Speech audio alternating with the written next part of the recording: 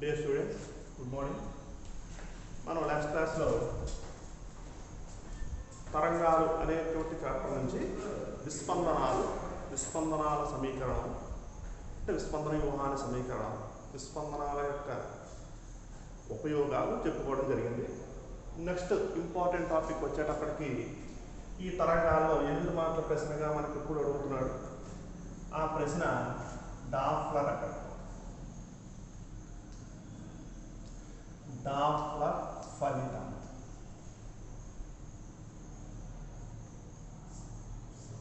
ఈ డాప్లర్ ఫలితం నుంచి మనకి ఒక 8 మార్కుల ప్రశ్న డిజైన్ చేస్తున్నారు.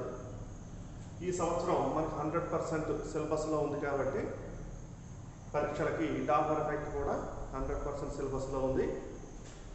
అయితే డాప్లర్ ఎఫెక్ట్ అనేది ఇప్పుడు కొత్త పుస్తకాలు అంటే మీకున్నటువంటి సిలబస్లో ఒక విధానంగా చెప్పారు. ఏదైనా సరే మనకి కాస్త ఈజీగా అర్థం కావడానికి పాత పద్ధతే కాస్త ఈజీగా అనిపించింది. ఏ పద్ధతి రాసినా సరే మనకి మార్కులు వేస్తారు. అందువల్ల పాత పద్ధతి ముందు చెప్తాను, తర్వాత న్యూ వెర్షన్ ఇప్పుడున్న పుస్తకంలో ఉన్నది తర్వాత చెప్తాను. 2 వరుసనే చెప్తాను. మీకు ఏదైతే ఈజీగా అర్థమయ్యి రాయడానికి సులువుగా లేదా అనుకూలంగా ఉంటుందో అది ఎగ్జామినేషన్లో రాయండి. స్కీమ్ ఆఫ్ వాల్యుయేషన్లో 2 ఇస్తారు. ఎగ్జామినేషన్ వాల్యుయేషన్లో స్కీమ్ ఆఫ్ వాల్యుయేషన్లో 2 ఇస్తారు. అందువల్ల ఏది రాసినా మీకు పూర్తిగా మార్కులు పడతాయి. అది డౌట్ ఏమీ అవసరం లేదు. అందువల్ల 2 వెర్షన్లోనూ ఏ వెర్షన్ అయితే మనకి ఈజియెస్ట్గా అనిపించిందో ఆ వెర్షను ఎగ్జామినేషన్లో రాయడానికి ప్రయత్నం చేయండి. ఖచ్చితంగా ఇది అందరూ నేర్చుకోవాల్సినటువంటి టాపిక్. డాప్లర్ ఫలితం, దీన్ని డాప్లర్ ఎఫెక్ట్ అంటాం. అసలు ఈ ఎఫెక్ట్ అంటే ఏంటో చూద్దాం. ఇది నిత్య జీవితానికి చాలా వరకు అనువదించబడే ఉంటుంది. అంటే నిత్య జీవితంలో మనం ఏదైతే ఆ ఫీల్ అవుతున్నామో అదే వాడు చెబుతున్నాడు. డాప్లర్ ఫలితము ఒక మార్క్ ఉంటుంది. డాప్లర్ ఫలితాన్ని నిర్వచించి సబ్ కేసు వాడు ఏదైతే అడిగాడో ఆ కేసులో మనం ఆన్సర్ రాయవలసి ఉంటుంది. డాప్లర్ ఫలితము ఎలా నిర్వచిస్తారంటే ఆ స్టేట్మెంట్ ఎలా ఉంటుందంటే ఒక శబ్దజనకము ధ్వనిని ఉత్పత్తి చేసేటువంటి ఏదైనా ఒక పరికరం, సపోజ్ ఏదైనా బెల్ అనుకుందాం, లేకపోతే ఒక ఎలక్ట్రికల్ బెల్ అనుకుందాం, అది ధ్వనిని విడుదల చేస్తూ ఉంటుంది. ఆ విడుదల చేసేటువంటి పరికరాన్ని శబ్దజనకము అంటాం. దీన్నే ధ్వని జనకము లేదా శబ్దజనకము అంటాం. శబ్దజనకం, దీన్ని సోర్స్ ఎస్ అంటాం. సోర్స్ కాబట్టి ఎస్. పరిశీలకుడు, పరిశీలకుడిని అబ్జర్వర్ అంటాం. పరిశీలకుడు అబ్జర్వర్. ఇప్పుడు ధ్వని లేదా శబ్దజనకము మరియు పరిశీలకుల మధ్య సాపేక్ష చలనం ఉన్నప్పుడు, సాపేక్ష చలనం ఉన్నప్పుడు ఈ సాపేక్ష చలనం అంటే ఏంటో చూద్దాం. సాపేక్ష చలనం అంటే ఒకటి దృష్టిలో ఒకటి కదులుతూ ఉండాలి. అంటే ఆ ఫ్రేమ్లో 2 ఉండాలి. అది ఒకటి ధ్వనిజనకం, రెండవది అబ్జర్వర్. అంటే 3వ వ్యక్తితో ఏ విధమైన సంబంధం లేదంటే వీడి దృష్టిలో శబ్దజనకం దృష్టిలో పరిశీలకుడు అన్నా కదులుతూ ఉండాలి లేదా చలనంలో ఉండాలి, లేదా పరిశీలకుల దృష్టిలో శబ్దజనకం అన్నా చలనంలో ఉండాలి. అలా శబ్దజనకము లేదా ధ్వనిజనకము మరియు పరిశీలకుల మధ్య సాపేక్ష చలనం ఉన్నప్పుడు పరిశీలకుడు వినే శబ్ద పౌనఃపున్యంలో హెచ్చుతగ్గులు వస్తాయి లేదా మార్పులు వస్తాయి. దీన్నే డాప్లర్ ఫలితము అంటాం. మరొకసారి చూద్దాం. ధ్వనిజనకము మరియు పరిశీలకుల మధ్య సాపేక్ష చలనం, ఖచ్చితంగా ఈ వర్డ్ ఉపయోగించాలి. సాపేక్ష చలనం ఉన్నప్పుడు పరిశీలకుడు వినేటువంటి ధ్వని పౌనఃపున్యంలో మార్పులు లేదా హెచ్చుతగ్గులు వస్తాయి.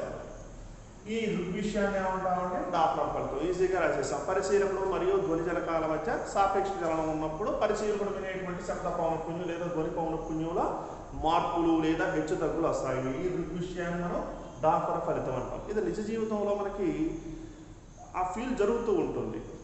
ఇక్కడ ధ్వని జనకాన్ని ఒక ట్రైన్గా తీసుకున్నాం. ఒక ట్రైన్ ధ్వని జనకం అంటే ట్రైన్ ఎందుకు తీసుకున్నామంటే దీనికి హార్న్ ఉంటుంది. ఆ ట్రైన్ హార్న్ మోగిస్తూ ఉన్నాడు.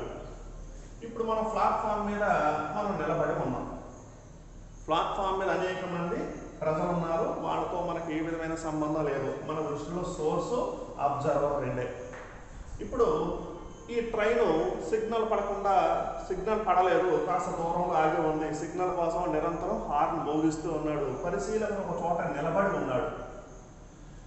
అంటే వీళ్ళ దృష్టిలో ఏ విధమైన సాపేక్ష చలనం లేదు. సోర్స్ దృష్టిలో అబ్జర్వర్ కదలడం లేదు, అబ్జర్వర్ దృష్టిలో సోర్స్ కదలడం లేదు. రెండూ నిలబడిపోయి ఉన్నాయి. ఇప్పుడు ఈ శబ్ద జనకం వెలువరిచేటువంటి శబ్ద పౌనఃపున్యంలో మార్పును పరిశీలకుడు గ్రహించలేడు. నిరంతరం ఒకే రకమైనటువంటి శబ్ద పౌనఃపున్యాన్ని గ్రహిస్తాడు. ఇప్పుడు పరిశీలకుడు ప్లాట్ఫామ్ మీద నుంచి ఈ ట్రైన్ వైపుకు నడుచుకుంటూ వస్తున్నాడు, కదులుతున్నాడు.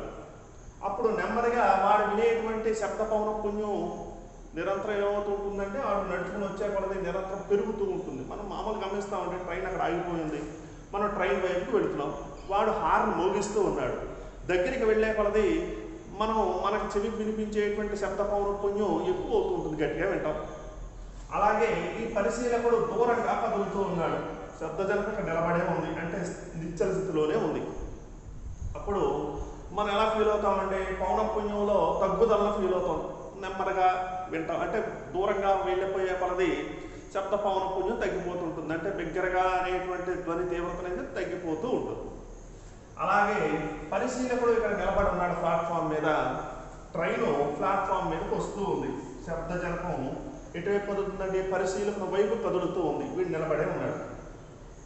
అప్పుడు వీడు వినేటువంటి శబ్ద పౌనఃపున్యం నెమ్మదిగా పెరుగుతూ ఉంటుంది. దగ్గరికి వచ్చే కొలది శబ్ద పౌనఃపున్యం పెరుగుతూ ఉంటుంది.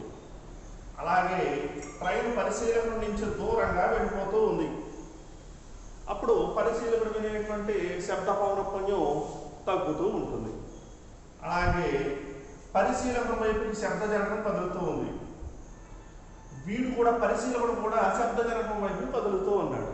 అంటే రెండింటి మధ్య దూరం తగ్గిపోతూ ఉంది, అంటే తగ్గుదలను సూచిస్తూ ఉంది. అంటే రెండింటి మధ్య దూరం తగ్గిపోయే విధంగా ఈ పరిశీలకుడు మరియు శబ్ద జనకాల యొక్క చలనం ఉంటే అప్పుడు పరిశీలకుడు వినేటువంటి శబ్ద పౌనఃపున్యం పెరుగుతూ ఉంటుంది. అలాగే రెండింటి యొక్క మధ్య దూరం పెరుగుతూ ఉన్నట్లుగా పరిశీలకుడు మరియు శబ్ద జనకాల యొక్క చలనం ఉంటే అప్పుడు పరిశీలకుడు వినేటువంటి శబ్ద పౌనఃపున్యం తగ్గుతుంది. ట్రైను మన వైపు వస్తుందండి, మనం ట్రైన్ వైపు వెళ్తున్నాం, ఇద్దరు దగ్గరగా అవుతున్నాం. అప్పుడు పరిశీలకుడు అంటే మనం వినేటువంటి పౌనఃపున్యం పెరుగుతుంది. ట్రైను వెళ్ళిపోతుంది, మనం దూరంగా వెళ్ళిపోతున్నాం, మనం వినేటువంటి శబ్ద పౌనఃపున్యం తగ్గుతుంది. ఇది నిజ జీవితంలో మనం అనుభవించేటువంటి ఫీలింగ్. ఆ యొక్క ఫీలింగ్ మనకు తెలుస్తూ ఉంటుంది. ఇప్పుడు డాఫ్లర్ ఫలితం అంటే నేర్చుకున్నాం. శబ్దజనకము మరియు పరిశీలకుల మధ్య సాపేక్ష చలనం ఉన్నప్పుడు పరిశీలకుడు వినేటువంటి శబ్ద పౌనఃపున్యంలో హెచ్చు తగ్గులు కలుగుతాయి. ఈ దృగ్విషయాన్ని మనం ఏమంటామంటే డాఫ్లర్ ఫలితం అంటాం. ఈ డాఫ్లర్ ఫలితంలో మొదటి కేసు మనం కాస్త జాగ్రత్తగానే పరిశీలిద్దాం. మొదటి కేసు వాడు ఏమి ఇచ్చాడు? పరిశీలకుడు స్థిరంగా ఉన్నాడు. పరిశీలకుడు స్థిరంగా ఉన్నాడు. పరిశీలకుడు స్థిరంగా ఉంది. శబ్దజనకం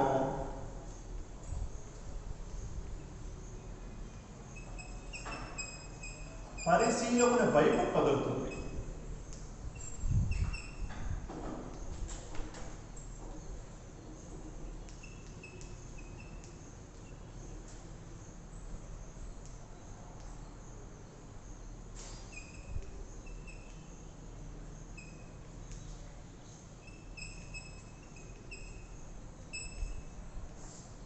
పరిశీలకుడు స్థిరంగా ఉన్నాడు అంటే ఇక్కడ పరిశీలకుడు స్థిరంగా ఉన్నాడు.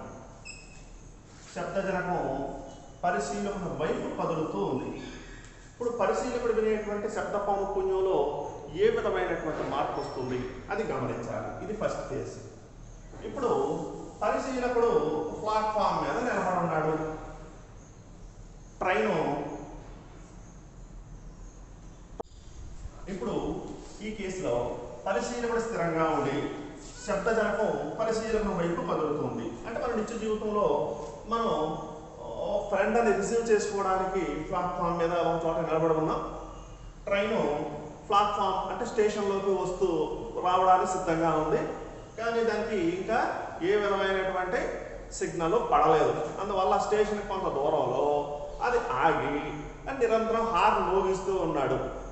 హార్న్ మోగిస్తూ ఉన్నప్పుడు ఇది ఎంత పౌనఃపున్యంతో మోగిస్తూ ఉన్నాడు హార్ను?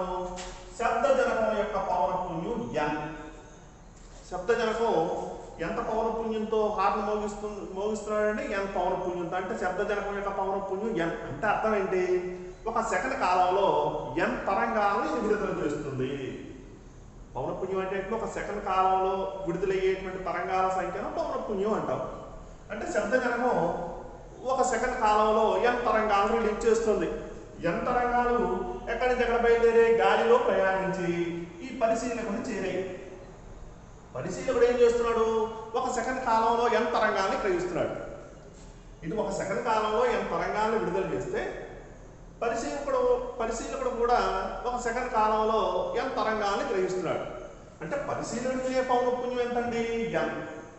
అంటే ఇది ఒక సెకండ్ కాలంలో n తరంగాలను గ్రహిస్తున్నాడు. అంటే పరిశీలకుడు వినేటువంటి పౌనఃపున్యం n.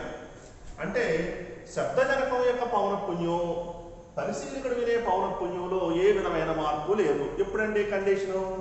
రెండూ కదలకుండా స్థిరంగా ఉన్నప్పుడు, చలనంలో లేనప్పుడు. కాబట్టి ఒక చోట రెండూ నిలబడిపోయి ఉంటే అసలు డాప్లర్ ఫలితం అనేది లేదు. ఎప్పుడు కలుగుతుంది డాప్లర్ ఫలితం? రెండిటి మధ్య సాపేక్ష చలనం ఉన్నప్పుడు. రిలేటివ్ వెలాసిటీ ఉండాలి. ఆ రిలేటివ్ వెలాసిటీ ఉన్నప్పుడే ఈ డాప్లర్ ఎఫెక్ట్ మనకి కనబడుతుంది. అందువల్ల ఆగిపోయినటువంటి ఈ శబ్దజనకం n పౌనఃపున్యంతో వాడు ధ్వనిని ఉత్పత్తి చేస్తే, అంటే సెకండ్ కాలంలో n తరంగాలను ఉత్పత్తి చేస్తే ఈ ఒక సెకండ్ కాలంలో n తరంగాలు గ్రహించాడు. కాబట్టి పరిశీలకుడు మరియు శబ్దజనకాలు వెలువరిచేటువంటి వినేటువంటి పౌనఃపున్యాల్లో ఏ విధమైన మార్పు లేదు n. ఇప్పుడు ఈ తరంగాల యొక్క తరంగ దైర్ఘ్యం లాంబ్డా. అంటే శబ్దజనకం n పౌనఃపున్యంతో సెకండ్కి n తరంగాలు రిలీజ్ చేస్తుంది. ఈ n తరంగాల యొక్క పౌనఃపున్యం ఎంతంటే లాంబ్డా. శబ్దజనకం యొక్క పౌనఃపున్యం n మరియు తరంగ దైర్ఘ్యం లాంబ్డా. ఇప్పుడు పరిశీలకుడు కూడా n పౌనఃపున్యాన్నే గ్రహిస్తున్నాడు. వాడు వినేటువంటి తరంగాల యొక్క పౌనఃపున్యం కూడా లాంబ్డాయే.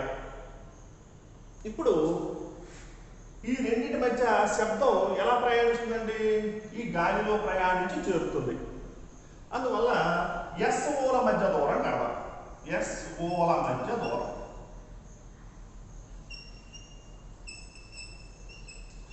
SOల మధ్య దూరం ఈక్వల్ టు దూరము ఈక్వల్ టు వేగము ఇంటూ కాలం. ఇది సూత్రం. వేగము ఇంటూ కాలం. ఏమంటే ఇక్కడ వేగం అంటే ఇక్కడి నుంచి ఇక్కడికి ధ్వని ప్రయాణిస్తుంది. ఎంత వేగంతో ప్రయాణిస్తుంది? v వేగంతో ప్రయాణిస్తుంది. ఎంత కాలం ప్రయాణిస్తుంది? ఒక సెకండ్ కాలం ప్రయాణించింది. v into 1 equal to v. అంటే దీని అర్థం ఏంటంటే SOల మధ్య దూరం గాలిలో ధ్వని వేగానికి సమానం. కాబట్టి గాలిలో ధ్వని వేగం ఎంతైతే ఉందో SOల మధ్య దూరం కూడా అంతే. అంటే దూరము ధ్వని వేగానికి సమానం అయిపోయింది ఇక్కడ. రైట్. ఇప్పుడు కండిషన్లో వద్దాం. ఈ సోర్సు ఈ ధ్వని జనకం ఏం చేస్తుంది? సిగ్నల్ పడింది, ప్లాట్ఫామ్ మీద రావడానికి ప్రయత్నం చేస్తుంది, కదులుతుంది. ఎంత వేగంతో కదిలింది? vs వేగంతో కదిలింది. ఒక సెకండ్ కాలం ప్రయాణించి ఒక పాయింట్ దగ్గరికి చేరింది అనుకున్నాం. S నుంచి S డాష్కి చేరింది. ఇప్పుడు ధ్వని జనకం అంటే ట్రైన్ బయలుదేరింది. ఒక సెకండ్ కాలంలో vs వేగంతో ప్రయాణించి S డాష్ అనేటువంటి ఈ పాయింట్ని చేరింది. పాయింట్ని చేరితే ఈ S డాష్ల మధ్య దూరం ఎంత అవుతుందండి? దాని వేగానికి సమానం అయిపోతుంది. ఎందుకంటే ఇక్కడ ఒక సెకండ్ కాలం కదా ప్రయాణించింది. కాబట్టి వేగము ఇంటూ కాలం ఎంత వేగం? vs వేగము into 1 second equal to vs. కాబట్టి S డాష్ మధ్య దూరం ఎస్ ఎస్ డాష్ మధ్య దూరం ఈక్వల్ టు విఎస్. ఇప్పుడు ఎస్ నుంచి ఓల మధ్య దూరం వి, ఎస్ నుంచి ఎస్ డాష్ మధ్య దూరం విఎస్ అయితే ఎస్ డాష్ నుంచి ఓకు మధ్య దూరం, ఇక్కడ నుంచి ఇక్కడ దూరం వి, ఇక్కడ నుంచి ఇక్కడ దూరం విఎస్ అయితే ఎస్ డాష్ మరియు ఓల మధ్య దూరం, ఈ రెండింటి మధ్య దూరం ఎంత అవుతుందండి? మొత్తం మొత్తం దూరం నుంచి దూరం తీసేద్దాం, వి మైనస్ విఎస్. ఇప్పుడు ఎస్ ఓల మధ్య, ఎస్ దగ్గర సోర్స్, ఓ దగ్గర పరిశీలకుడు ఉన్నప్పుడు మొత్తం తరంగాలన్నీ ఏ రెండింటి మధ్య సర్దుబాటు అవుతాయండి? ఎస్కి ఓల మధ్య సర్దుబాటు అవుతాయి కదా. అప్పుడు దీని యొక్క తరంగదైర్ఘ్యం వేవ్ లెంత్ ఎంత అంటే లాంబ్డా. ఇప్పుడు సోర్స్ ఇక్కడ నుంచి ఎస్ డాష్ దగ్గరికి వచ్చేసింది, ఎంత దూరం ప్రయాణించింది? విఎస్ దూరం ప్రయాణించింది. ఇప్పుడు పరిశీలనకు ఎంత దూరంలో వచ్చిందంటే వి మైనస్ విఎస్ దూరంలో వచ్చేసింది. ఇప్పుడు ఇక్కడ సోర్స్ ఉన్నప్పుడు తరంగ దైర్ఘ్యం అంటే మొత్తం తరంగాలు ఏ రెండింటి మధ్య సర్దుబాటు అవుతాయి? ఎస్ డాష్ ఓల మధ్య సర్దుబాటు అవుతాయి.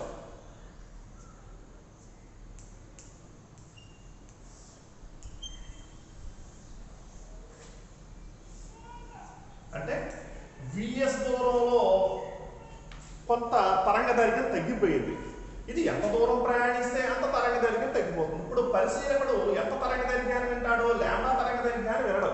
ఇక్కడ ఉంది కాబట్టి సోర్సు వేరే తరంగ దైర్ఘ్యాన్ని వింటాడు, లాంబ్డా డాష్. ఇప్పుడు పరిశీలకుడు లాంబ్డా డాష్ తరంగ దైర్ఘ్యాన్ని మనం గమనించాలనుకోండి, లెక్కించాలనుకోండి, మొత్తం తరంగ దైర్ఘ్యంలోంచి ఎంత తరంగ దైర్ఘ్యాన్ని కోల్పోయాడు? ఇక్కడ నుంచి ఇక్కడ వినేవాడు, లాంబ్డా తరంగ దైర్ఘ్యాన్ని వినేవాడు. ఇప్పుడు సోర్స్ ఇక్కడికి వచ్చేసింది అంటే ఇది ప్రయాణించిన దూరంలో సర్దుబాటు అయినటువంటి తరంగ దైర్ఘ్యాన్ని కోల్పోతాడు. అంటే ఎక్కడ ఎంత తరంగ దైర్ఘ్యం కోల్పోయి మొత్తం తరంగ దైర్ఘ్యంలోంచి వీడు ఇక్కడ ఉన్నప్పుడు వినేటువంటి తరంగ దైర్ఘ్యాన్ని తీసేద్దాం. ఇక్కడ ఉన్నటువంటి తరంగ దైర్ఘ్యం ఎంత ఉంటుందండి? ఈ రెండింటి మధ్య దూరం ఎంత అంటే ఎస్ డాష్ ఓల మధ్య దూరం మనకు వచ్చాం ఎంత అంటే వి మైనస్ విఎస్. అసలు మనకు గాలిలో ద్రవ్యవేగాన్ని సూత్రం V equal to N lambda. దీని నుంచి లాంబ్డా కడదాం, lambda equal to V by N. V అంటే వేగం. ఇక్కడ చూడండి వేగం దూరానికి సమానం కాదు, ఇది ప్రయాణించిన దూరంలో సర్దుబాటు అయినటువంటి తరంగ దైర్ఘ్యాన్ని కట్టాలి. వి బై లాంబ్డా కాబట్టి ఇక్కడి నుంచి ఎంత అంటే ఇక్కడి నుంచి ఇక్కడికి వచ్చేటప్పటికి ఎంత వచ్చింది? విఎస్. ఎంత దూరం వచ్చింది? ఎన్ తరంగ దైర్ఘ్యాన్ని ఎన్ పౌనఃపున్యం. ఇప్పుడు పరిశీలకుడు వినేటువంటి తరంగ దైర్ఘ్యం lambda dash equal to lambda minus ఎంత కోల్పోయాడు? ఎంత కోల్పోయాడు అంటే విఎస్ బై ఎన్. ఇప్పుడు పరిశీలకుడు వినేటువంటి తరంగ దైర్ఘ్యం మరొకసారి చూద్దాం. సోర్స్ మరియు అబ్జర్వర్ నిశ్చల స్థితిలో ఉన్నప్పుడు లాంబ్డా తరంగ దైర్ఘ్యాన్ని విన్నాడు వాడు. లాంబ్డా తరంగ దైర్ఘ్యం గల ధ్వని తరంగాన్ని గ్రహించాడు. ఇప్పుడు సోర్స్ ఇక్కడ నుంచి ఇక్కడికి వచ్చింది కాబట్టి ధ్వని తరంగాల యొక్క తరంగ దైర్ఘ్యం తగ్గిపోయింది. మరి ఎంత తగ్గింది అంటే వీడి సోర్స్ ఎంత అయితే దూరం వచ్చిందో అంత దూరంలో సర్దుబాటు అయినటువంటి తరంగ దైర్ఘ్యాన్ని వాడు కోల్పోయాడు.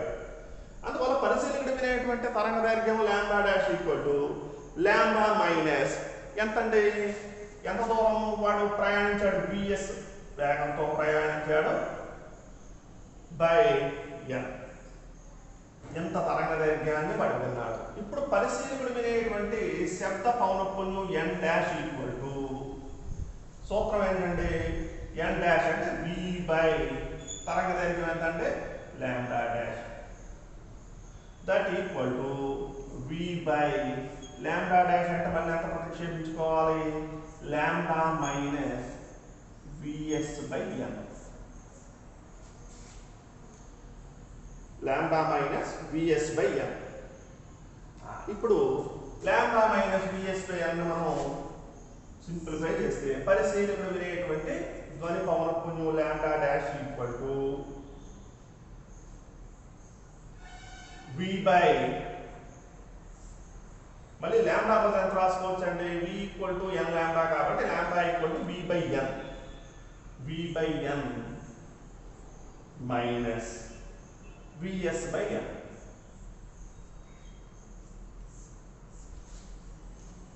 విఎస్ బై ఎన్ ఇక్కడ ఎల్సిఎం చేస్తే మనకంటే వి బై ఎన్ minus vs. ఈ n హారంలో తిరగబడుతుంది కాబట్టి that equal to n into v by v minus vs. ఇదండి పరిశీలింపబడేటువంటి శబ్ద పౌనఃపున్యం. రెండు స్థిరంగా ఉన్నప్పుడు ఎంత పౌనఃపున్యాన్ని వినేవాడు? n పౌనఃపున్యాన్ని వినేవాడు. ఇప్పుడు సోర్స్ తన వైపు కదిలేటప్పుడు ఎంత పౌనఃపున్యాన్ని విన్నాడు? n డాష్ పౌనఃపున్యాన్ని విన్నాడు. ఇప్పుడు ఏమైనా భేదం ఉందా? ఇక్కడ వాడు వినేటువంటి శబ్ద పౌనఃపున్యం ఏ విధంగా మార్పు వచ్చింది? n into v by v minus vs. ఇక్కడ లవంలో v ఉంది, హారంలో v మైనస్ vs ఉంది. ఇక్కడ vs అంటే శబ్దజనకం యొక్క వేగం. శబ్దజనక వేగం ఎంత తక్కువ ఉన్నా సరే అది vలోంచి తీసేస్తే ఆ వచ్చే విలువ v కంటే తక్కువగా ఉంటుంది. అంటే లవంలో విలువ కంటే హారంలో విలువ తక్కువగా ఉంటుంది. లవంలో విలువ కంటే హారంలో విలువ తక్కువగా ఉన్నప్పుడు పూర్ణాంకం వస్తుంది. అంటే 0.1 కాకుండా 1 పాయింట్ అలా పూర్ణాంకం వస్తుంది.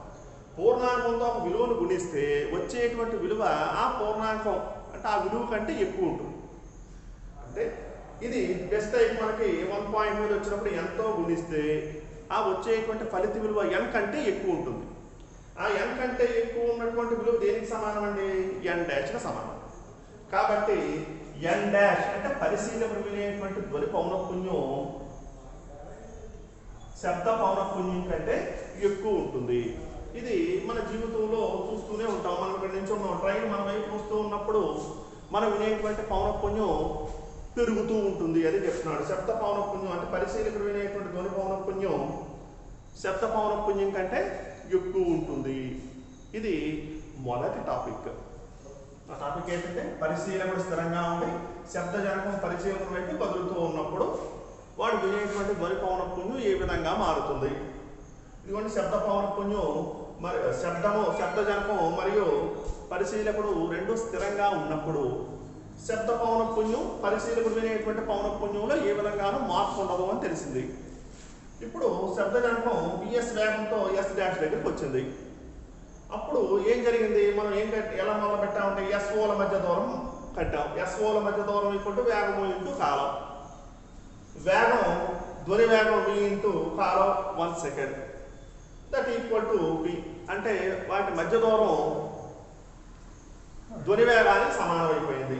ఇప్పుడు s నుంచి s డాష్కి vs వేగంతో 1 సెకండ్ కాలం ప్రయాణించి వచ్చింది. కాబట్టి s డాష్ల మధ్య దూరం మళ్ళీ సేమ్ వేగము ఇంటూ కాలాన్ని మనం ప్రతిక్షేపించుకుని vs. అంటే s డాష్ల మధ్య దూరం ధ్వనిజనక వేగానికి సమానం అయిపోయింది. ఇప్పుడు శబ్దజనకం యొక్క పౌనఃపున్యం n, దాని యొక్క తరంగదైర్ఘ్యం n అయితే రెండు స్థిరంగా ఉన్నప్పుడు n పౌనఃపున్యంతో పాటు ఆ శబ్దజనకం యొక్క పౌనఃపున్యం n అయితే దాని యొక్క తరంగదైర్ఘ్యం లాంబ్డా. అంటే లాంబ్డా తరంగదైర్ఘ్యం గల ధ్వని పౌనఃపున్యాన్ని గ్రహిస్తున్నాడు. ఇప్పుడు s నుంచి s డాష్కి వచ్చిన తర్వాత వాడు వినేటువంటి ధ్వని తరంగం యొక్క తరంగదైర్ఘ్యం తగ్గుదల గమనించింది. ఎంత తగ్గుదల గమనించింది? ఈ ధ్వనిజనకం ప్రయాణించిన దూరంలో సర్దుబాటైన తరంగదైర్ఘ్యాన్ని మనం లెస్ చేయాలి. ఈ ధ్వనిజనకం ప్రయాణించిన దూరంలో ఏర్పడిన తరంగదైర్ఘ్యం ఇలా లెక్క వేశాం.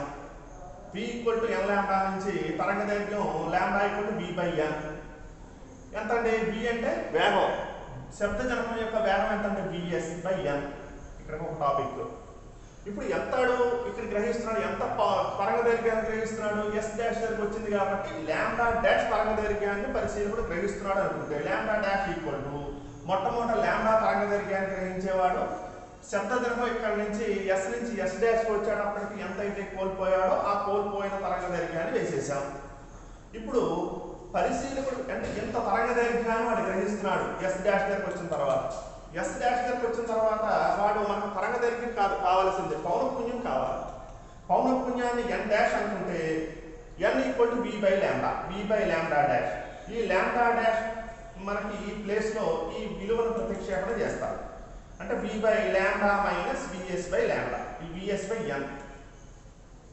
లాంబ్డా మళ్ళీ ఏ విధంగా రాసుకున్నాను? v equal to n lambda నుంచి లాంబ్డా ఈక్వల్ టు ఈ n టేబుల్ తీసుకొచ్చిన v బై n. అంటే లాంబ్డా బదులు v బై n రాశాను. v by n minus vs by n.